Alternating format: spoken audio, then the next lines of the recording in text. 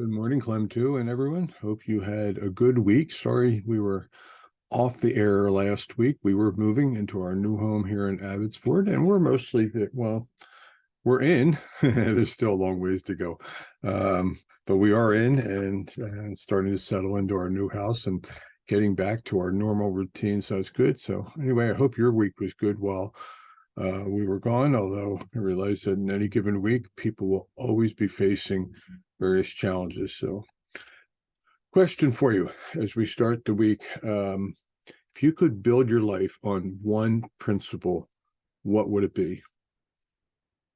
Do unto others as you would want them to do it to you, or try to treat everybody decently, be honest in all you do, be true to yourself. There's lots of little slogans out there that people build their lives on these days. If you could start with one, not only have one, but start with one, what would it be? When God set out to create a whole new society of people, a community of people that would be their own people, he gave them a set of guidelines to begin to build their community around, their culture, their society, however you want to think of it, their country. He gave them 10 simple rules, and that's what we started to look at when we were gone. But it all begins with this one simple rule. Let me read it for you. The first commandment says, "You shall have no other gods before me." There you go. It's that simple. There is the life principle that you should begin, the foundational principle that you and I should use to build our lives around.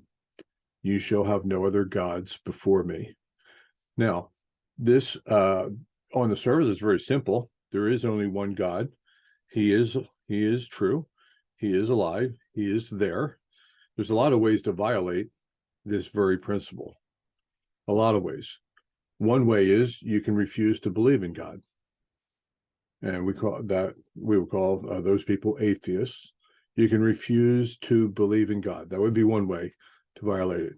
Two, you can believe in a God, but just believe that he's so disconnected, he's so out there somewhere, that we are either free to live our lives the way we want, or it's up to us to make the best of the world that we can. And that's a disconnected God. In theological terms, that would be called a deist. Yes, there is a God, but he made this world, he's disconnected from it, and now it's up to us to make the best of it. So you can not believe in God, you can believe in God, but believe that he has no impact in your life.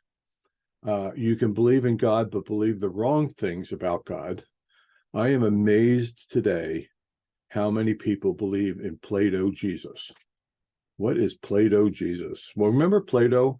You could bend him and form him and kind of make him into whatever you want it to be. I think he was green. I forget what color he was. If you're listening and you remember the Plato guy. But anyway, you could mold him to be whatever you wanted. And more, I watch people molding Jesus to be whoever they want him to be. The most recent one was a sermon that made the news where a preacher was claiming that Jesus was, he at least was pro-trans and maybe was trans himself. There's nothing in scripture that even remotely teaches that. Nothing. And yet here's this preacher making Plato Jesus into whatever he wanted. You can believe in God, and you can try to make him into what you want him to be, but that would violate this principle. Because if there is a God, and there is, he is who he is. He is not who we make him to be. He is who he is. And the challenge for us is to learn who is he. And the only way we can learn who God is if God tells us who he is.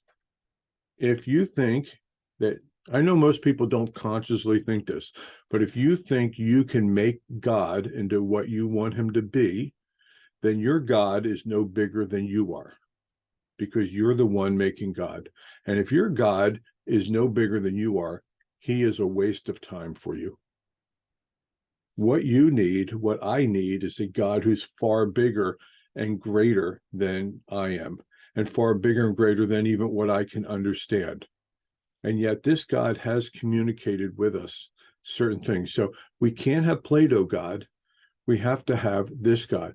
And then the final way that you can violate this is to believe in other gods, either one or more other gods, and that would be called idolatry. And a lot of times especially for traditional Christians, they think of idolatry as something that happens way over there in that corner of the world, or way back in history. You might think of Aaron right after the Ten Commandments were given to Moses, and he's still up on the mountain, and down in the valley with the people is Aaron making a god out of gold that looked like a cow, right? That would be idolatry. People have that image.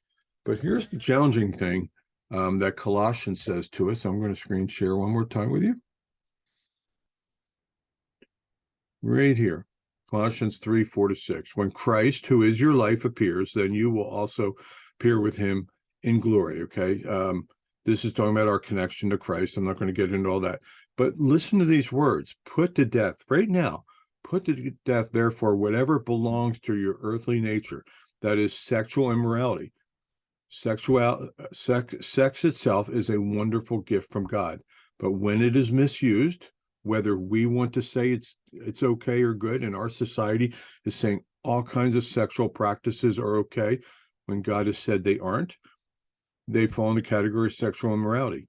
Impurity mostly would have to do with our thoughts and our motives and our heart, what's going on there. This sexual immorality would be the behavior.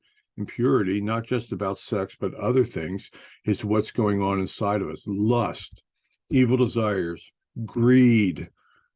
I can't believe the degree to which our society today is fallen into the trap of greed. We set a record yesterday. I'm going to pause this for a second. We set a record yesterday, United States, not yesterday, on Friday, Black Friday, largest amount of sales ever. People buy so much stuff. Trust me, I just moved. Too much stuff. People bought so much stuff on Black Friday, and a lot of it was. I'm not getting on anybody specific about what you bought. Okay, I'm just talking about in general in the big picture. So much of what was bought was just greed. People want it. They see it, and they want it. Now back to our verse.